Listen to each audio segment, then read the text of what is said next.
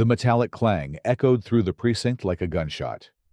Officer Karen Hendricks slammed the holding cell door with such force that the entire row of bars vibrated, sending a sharp, reverberating sound through the concrete walls. 9-year-old Ethan Rodriguez pressed himself against the back wall, his small hands moving frantically in the air, forming shapes and gestures that Karen either couldn't understand or simply chose to ignore. "Stop that nonsense right now." Karen's voice cut through the sterile air like a blade. Her perfectly pressed uniform bore not a single wrinkle, her badge gleaming under the harsh fluorescent lights. She stood with her arms crossed, watching the child with a mixture of annoyance and disgust. "You think you can fool me with that fake sign language? I've seen it all before." "Kid." Ethan's dark eyes, wide with terror and confusion, searched Karen's face desperately. His hands continued their urgent dance, spelling out words in American Sign Language that fell on deaf ears.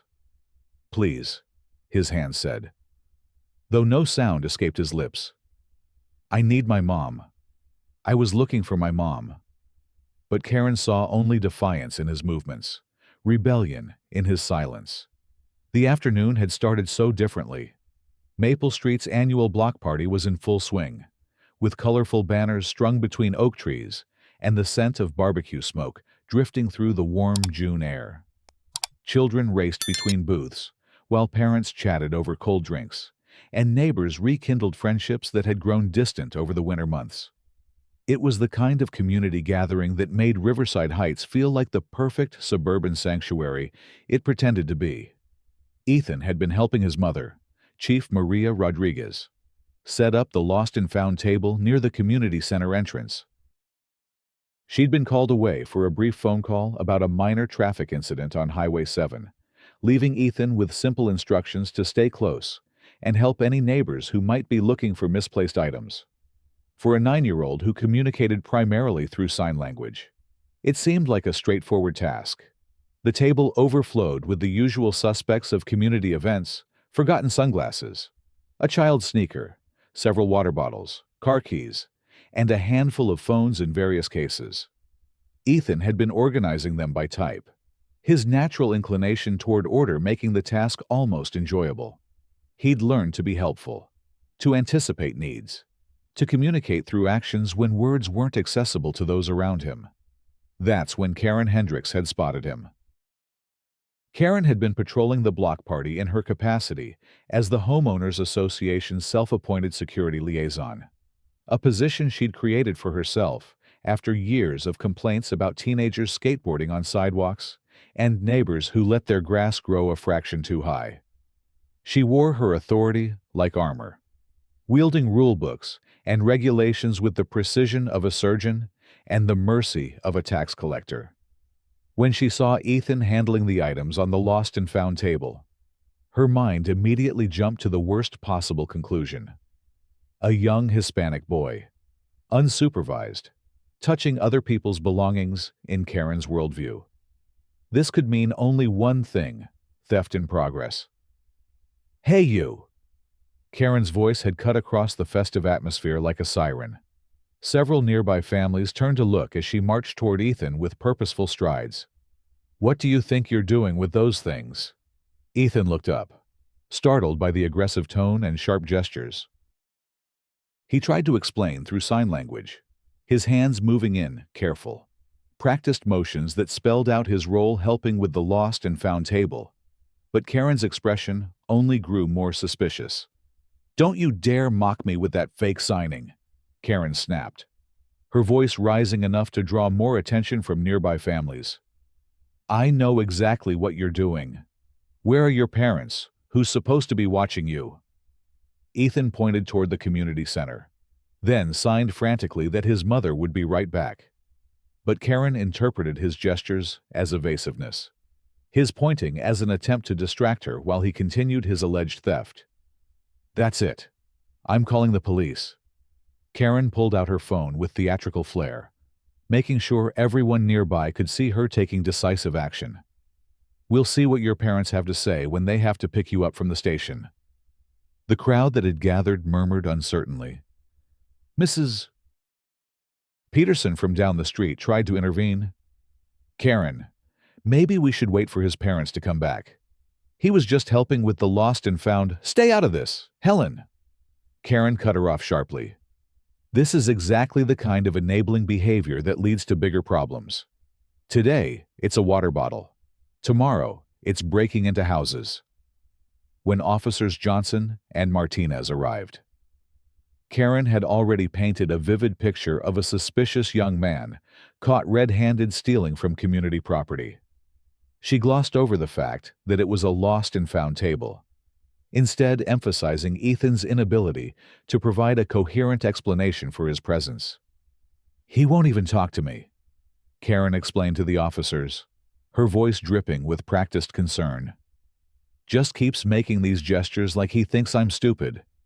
I've dealt with kids like this before. They think they can get away with anything by pretending they don't understand English." Officer Martinez, a veteran with 15 years on the force, looked uncomfortable. He'd started to recognize the signs that Ethan might be deaf or hard of hearing. But Karen's insistence and her position as HOA security liaison created a pressure to act in a community like Riverside Heights, where property values and public perception mattered more than common sense. Sometimes good cops made bad decisions. "We'll take him to the station to sort this out," Martinez finally said, his voice reluctant. "His parents can come get him there." But no one at the block party knew that Ethan was Chief Rodriguez's son. Maria kept her work life and personal life carefully separated, attending community events as a neighbor and mother, not as the head of the Riverside Heights Police Department.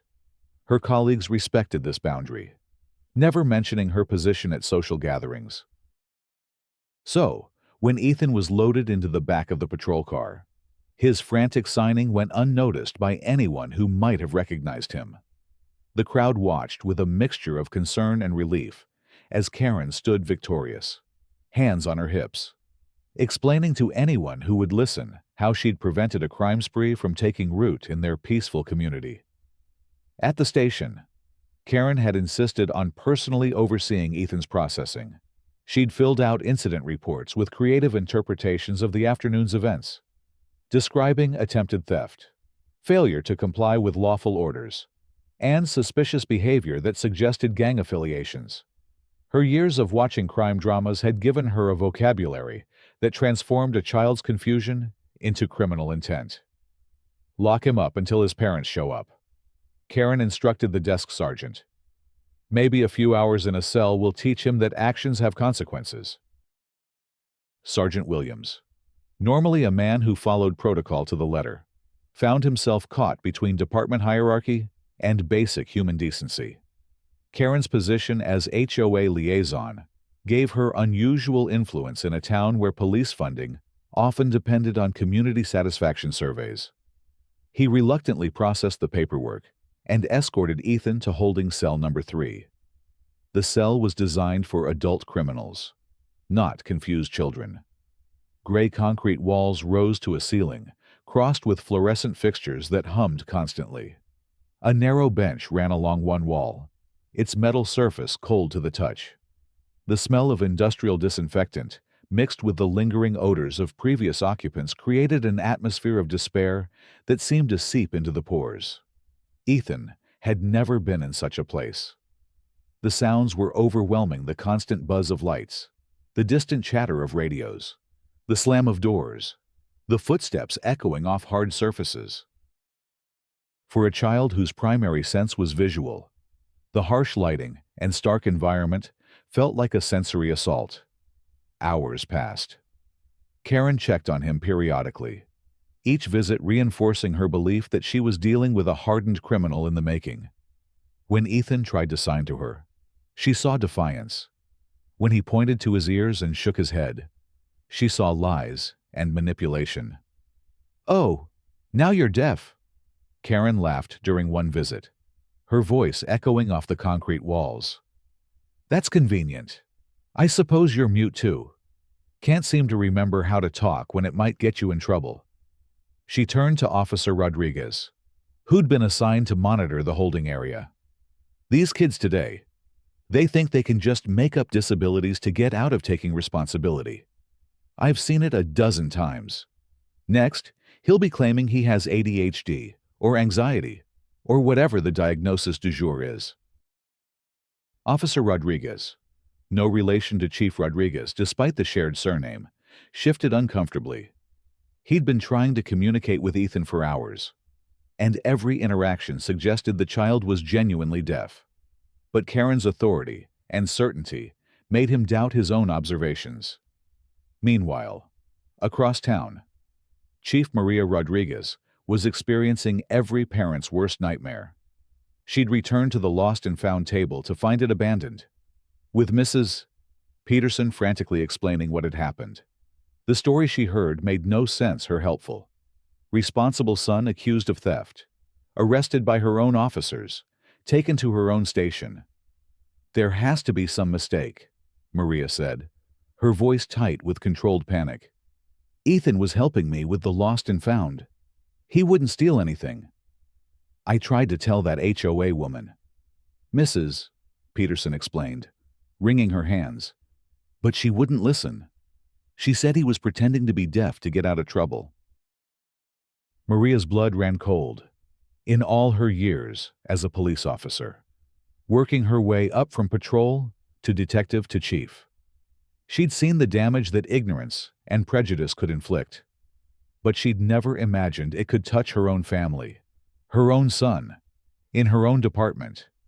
She raced to the station, her mind cycling through protocols and procedures, officer training, and department policies. As chief, she knew every regulation about dealing with disabled suspects, every requirement for providing interpreters, every safeguard designed to protect vulnerable populations. The thought that her own officers might have violated these protocols with her son filled her with a rage so intense it threatened to cloud her judgment. But when she arrived at the station, her access card wouldn't work on the holding area doors. Sergeant Williams, following Karen's instructions, had restricted access to authorized personnel only. Maria found herself locked out of her own department's detention area while her child sat behind bars. "Williams!" Maria's voice carried the full authority of her position as she strode into the main area. "Open the holding area, now!" Sergeant Williams looked up from his paperwork, his face pale. He'd been dreading this moment, knowing that eventually someone would ask questions about the child in cell 3. But he'd never expected it to be the chief herself. "Chief, we have a juvenile in custody." HOA liaison. "Hendricks is handling the case personally. She said no one was authorized to open the door now." Each word was precisely articulated, carrying the weight of 20 years in law enforcement and the desperation of a mother who'd spent 3 hours searching for her missing child. The electronic lock disengaged with a soft beep, and Maria rushed through the doorway toward holding cell 3. What she saw there would be burned into her memory forever: her 9-year-old son, sitting on a cold metal bench, his small frame dwarfed by the institutional setting designed for adult criminals. His face was streaked with tears, his clothes wrinkled from hours of confinement. But what made Maria's heart shatter was the look in Ethan's eyes when he saw her. Not relief, not joy, but shame. Her son believed he'd done something wrong, that somehow he deserved to be locked in a cage like an animal. "Mom," Ethan signed, his hands trembling. "I'm sorry. I don't know what I did wrong." Maria's hands moved in response, fluid and familiar. "You did nothing wrong, baby. Nothing at all. I'm going to get you out of here right now." That's when Karen Hendricks made her grand entrance. "Excuse me, ma'am, but this is a restricted area. You can't just—" Karen stopped mid-sentence as she recognized Chief Rodriguez. Her face went through a series of expressions: surprise, confusion, and then a dawning horror as the implications became clear. "Officer Hendricks," Maria's voice was deadly quiet as she stood slowly, positioning herself between Karen and her son. Would you care to explain why my 9-year-old deaf son has been locked in a holding cell for the past 3 hours without an interpreter, without notification to his guardian, and without any charges being filed? Karen's mouth opened and closed like a fish, gasping for air. The confident authority she'd wielded all afternoon evaporated as she faced the one person in Riverside Heights who couldn't be bullied, threatened, or intimidated by her HOA connections. There must be some misunderstanding," Karen stammered. The boy was caught stealing from the lost and found table. He refused to cooperate, wouldn't answer questions. He's deaf. Hendricks. Maria's composure finally cracked, her voice echoing off the concrete walls. He was helping me with the lost and found table. He can't answer spoken questions because he can't hear them. By now, half the department had gathered in the hallway, drawn by the commotion. Officers who'd worked under Chief Rodriguez for years watched in stunned silence as the full scope of the afternoon's catastrophe became clear. Detective Morrison, a 20-year veteran, put his head in his hands. Officer Chen looked sick. Even the dispatcher had left her post to witness the confrontation. "You detained a deaf child for 3 hours," Maria continued, her voice gaining strength as she processed the violations that had occurred. "You denied him access to an interpreter. You failed to contact his guardian. You subjected him to cruel and unusual punishment based on your own prejudice and ignorance." Karen tried to salvage the situation, her voice rising defensively. "How was I supposed to know he was really deaf? Kids these days fake disabilities all the time to get out of trouble. I was protecting the community from..." "From what?" Maria stepped closer, her badge catching the fluorescent light. "From a 9-year-old helping his mother at a community event. From a child who communicates in American Sign Language. What exactly were you protecting the community from?" "Officer Hendricks." The silence that followed was deafening. Karen looked around the room, searching for support, for someone who might validate her actions or excuse her mistakes. But every face she saw reflected back her own horror and disgust at what she'd done. It was Sergeant Williams who finally spoke, his voice barely above a whisper. "Chief, I'm sorry. I knew something wasn't right. But Hendricks said she had authority to..." "We'll deal with that later." "Williams." Maria's attention turned back to Karen, who was now visibly shaking. "Right now, I want to know exactly what gave you the authority to imprison my son." "I have HOA security liaison credentials," Karen whispered, as if the words themselves might provide some protection. "The mayor's office recognizes my authority to what? To violate the civil rights of disabled children, to ignore department protocol, to traumatize a 9-year-old because he doesn't fit your narrow worldview." Maria's voice grew harder with each word. "Your HOA credentials don't override the Constitution. Hendricks, they don't give you the right to destroy a child's sense of safety and security." Behind her, Ethan continued to sit on the metal bench, watching the adult confrontation unfold in a language he couldn't hear, but could read in their body language and facial expressions. He understood that his mother was angry, that the woman who'd locked him up was in trouble, but he couldn't comprehend why any of this had happened in the first place. Maria turned back to her son, her hands moving in gentle, reassuring signs. "We're going home now. Okay, this woman made a very big mistake, and she's going to be in trouble for it.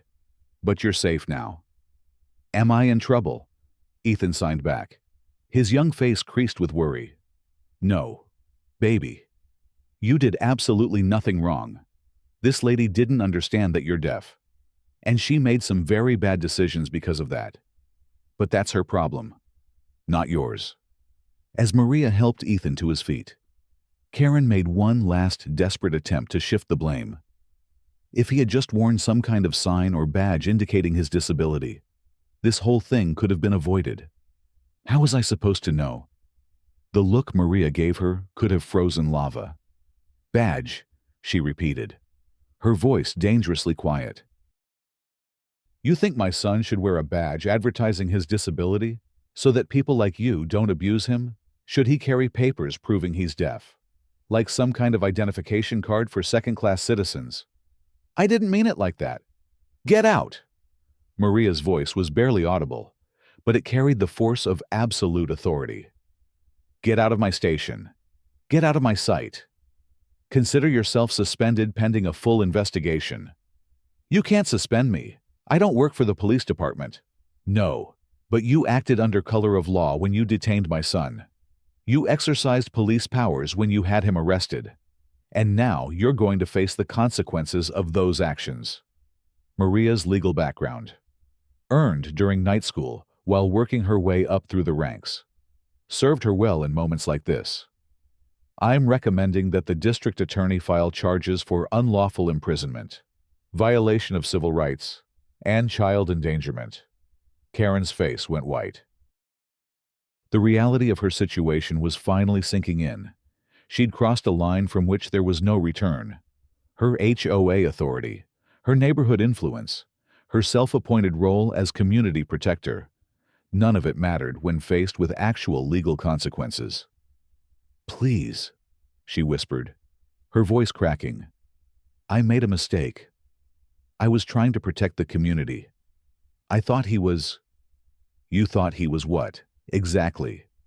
Detective Morrison had stepped forward, his notebook out, his recorder running. A 9-year-old criminal mastermind, a threat to public safety. What did you think he was? Hendricks.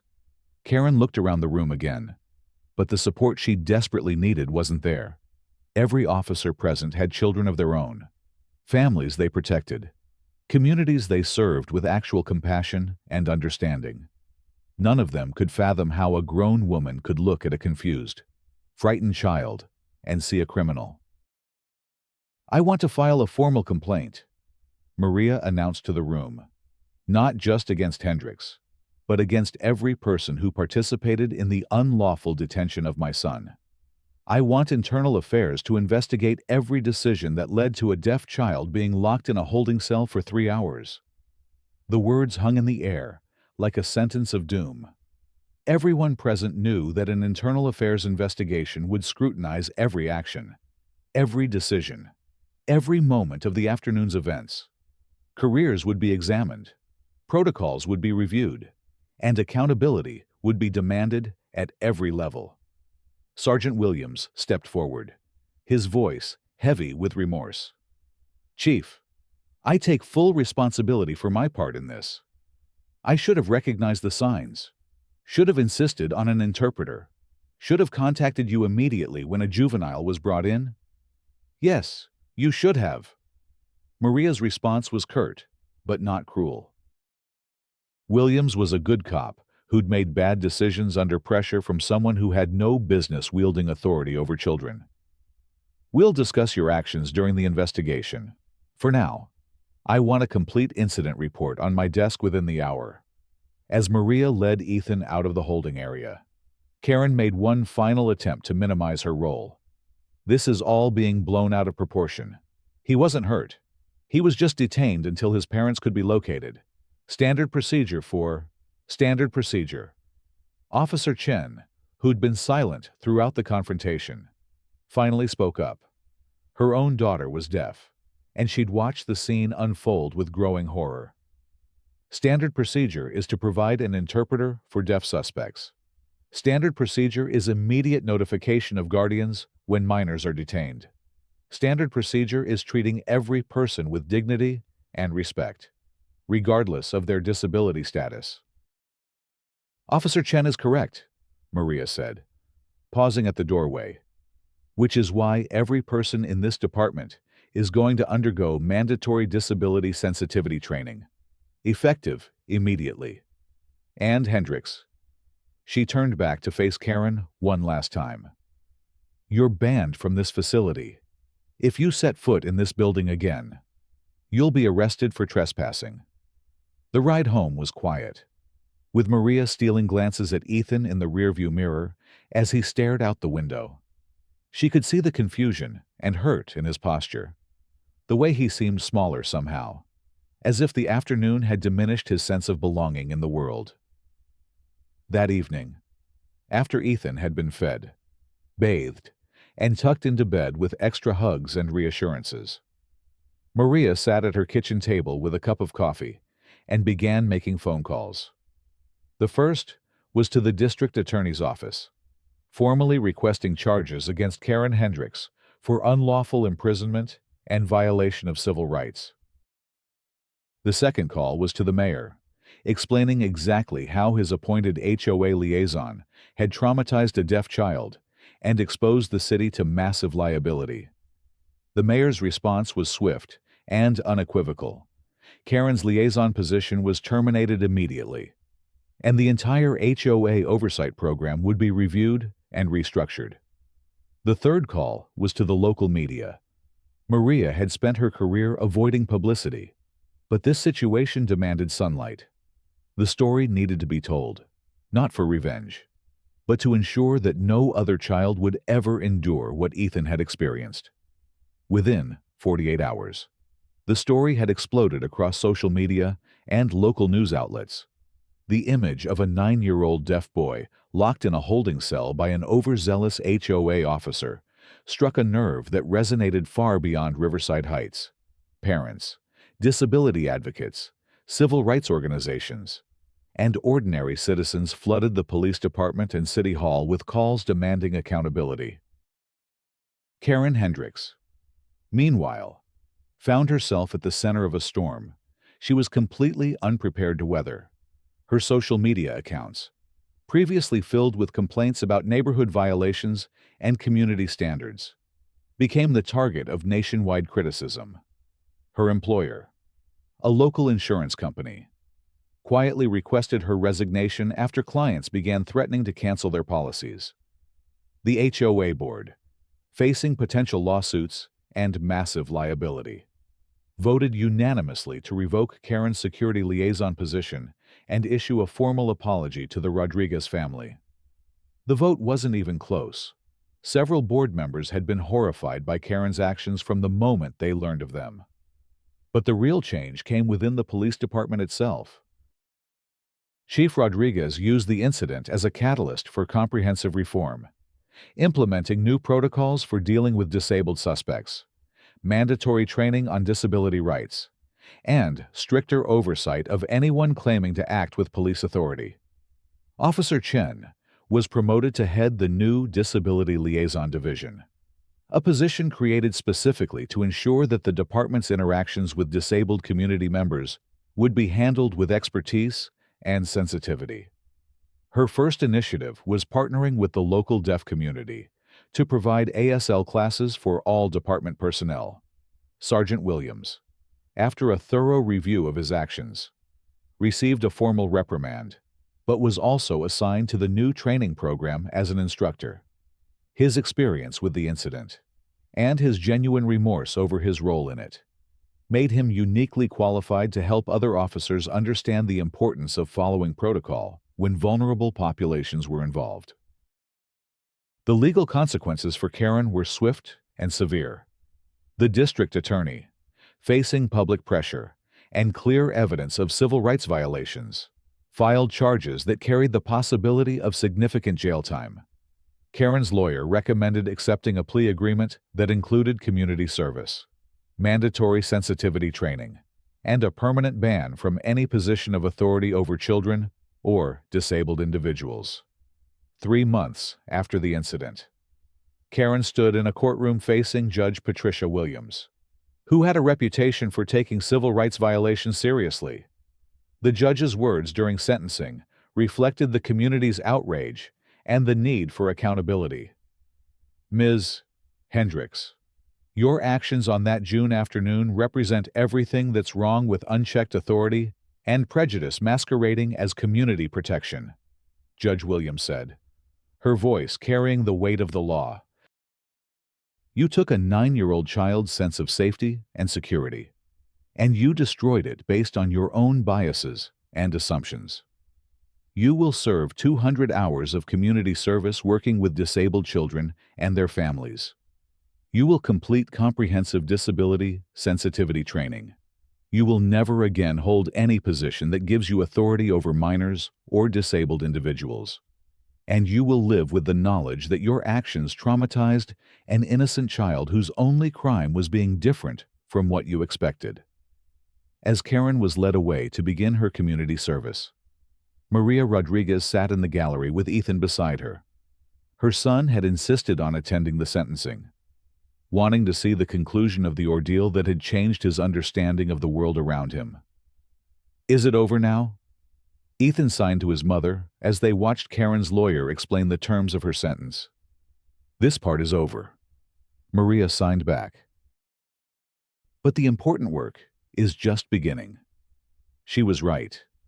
The incident had sparked a broader conversation about disability rights, community policing, and the dangers of giving authority to people who lack the wisdom to use it responsibly.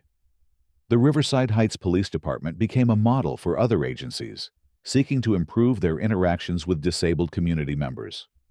Ethan, meanwhile, had shown remarkable resilience in recovering from his ordeal. With the help of a child psychologist who specialized in deaf children, he'd worked through his confusion and fear. The incident had taught him that the world wasn't always fair, but it had also shown him that there were people willing to fight for justice when injustice occurred. 6 months later, Ethan stood before the Riverside Heights City Council as his mother translated his signed testimony into spoken words. He was there to witness the passage of the Ethan Rodriguez Disability Rights Ordinance, a comprehensive law that protected disabled individuals from discrimination and ensured their rights would be respected in all city interactions. "I want other kids like me to know they're safe," Ethan signed, his hands moving with the confidence of a child who had learned to advocate for himself and others. "I want them to know that being different doesn't make them bad, and that there are people who will protect them when others don't understand." The council chambers erupted in applause as the ordinance passed unanimously. In the back of the room, Officer Chen wiped away tears as she watched her department's youngest advocate help create a safer, more inclusive community for everyone. Karen Hendricks, working her community service hours at a residential facility for disabled adults, watched the coverage on the evening news. The irony wasn't lost on her that the child she'd tried to punish had become a champion for the very population she'd failed to understand. Her months of mandatory service had opened her eyes to the humanity and dignity of people she'd previously dismissed or ignored. As the months passed, the ripple effects of that June afternoon continued to spread. Police departments across the country began implementing similar training programs. HOA boards reconsidered the scope and limitations of their authority. Parents of disabled children found new hope in systems that had previously failed to protect their most vulnerable members. Chief Rodriguez, reflecting on the incident that had changed her department and her community, often thought about the moment she'd found Ethan in that holding cell. The image of her son's confused, frightened face would never leave her memory, but it had been transformed from a source of pain into a catalyst for positive change. On the first anniversary of the incident, the Riverside Heights Community Center hosted a celebration of the Disability Rights Ordinance and the changes it had brought to their town. Ethan, now 10 years old and more confident than ever, served as the guest of honor alongside several other disabled children who had benefited from the new protections. As Maria watched her son interact with police officers who now knew basic sign language, she felt a profound sense of satisfaction. The trauma of that awful afternoon had been transformed into something positive, something that would protect other children for generations to come. "Are you proud of what we accomplished?" she signed to Ethan as the celebration continued around them. "I'm proud that other kids won't have to go through what I did," Ethan signed back, his face serious with the weight of his own experience. "And I'm proud that sometimes bad things can turn into good things if the right people care enough to make it happen." The afternoon sun streamed through the community center windows, illuminating a scene that would have been impossible just 1 year earlier: police officers and disabled children learning from each other, building understanding, creating a community where everyone belonged.